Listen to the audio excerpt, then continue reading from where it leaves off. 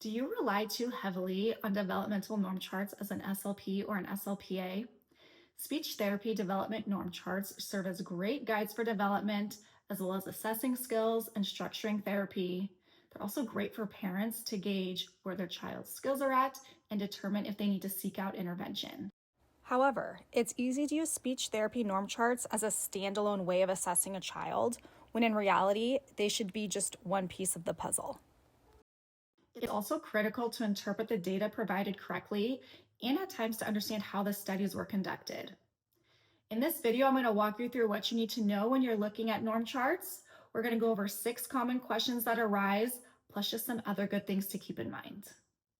Why are norms only one piece of the puzzle when assessing a child? While we may want charts showing normal or typical development, these simply just don't exist in this perfect way that we want it to be. And honestly, given the wide range of variability in development, assigning this rigid timeline of expectations can be harmful. We simply don't control the numerous factors that impact a child's development. So this is why it's crucial to use norm charts as just one piece of the puzzle when looking at a child. Research from Crow and McLeod says the age of acquisition data are not enough for clinical decision-making or to determine eligibility for services. Consider children's speech production, perception, comprehensive independent and relational analysis, intelligibility, stimulability, phonological awareness, spelling, reading, academic and social impact, as well as insights from children and significant others in their lives. Question 2. What's the difference between an average and a milestone? An average is what 50% of children can do at a specific age, while a milestone is what approximately 90% of children can do at a specific age.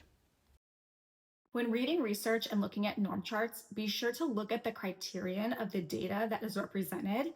People may interpret milestones as averages, which can be very misleading when examining a child's development. Question 3. Is the late 8 still evidence-based? You may have heard of the late 8. There are these sounds like R, S, TH that children acquire later.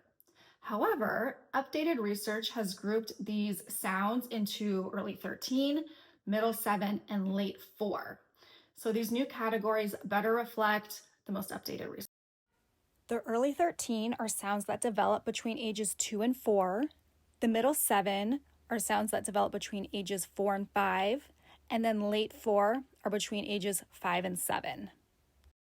Question 4. What's the difference between a delay and a disorder? A language delay occurs when a child's language skills develop in the pattern we expect, but not at the same rate as their peers. And then a language disorder occurs when a child does not follow the typical pattern of development. For example, they might be skipping certain steps. This distinction matters for therapy and planning support. Question 5. What counts as a word when looking at vocabulary norms? A word is anything that is consistently produced and holds one meaning. So these can be word approximations. It does not have to sound perfect. They can be animal sounds or sound effects. And then something else to note is phrases like thank you, all done, night night. These are considered one word because they're learned as one chunk and they hold one meaning. And last, are articulation norms different based on gender? Not really. Differences between boys and girls are minimal, a few months at most, so developmental expectations are essentially the same.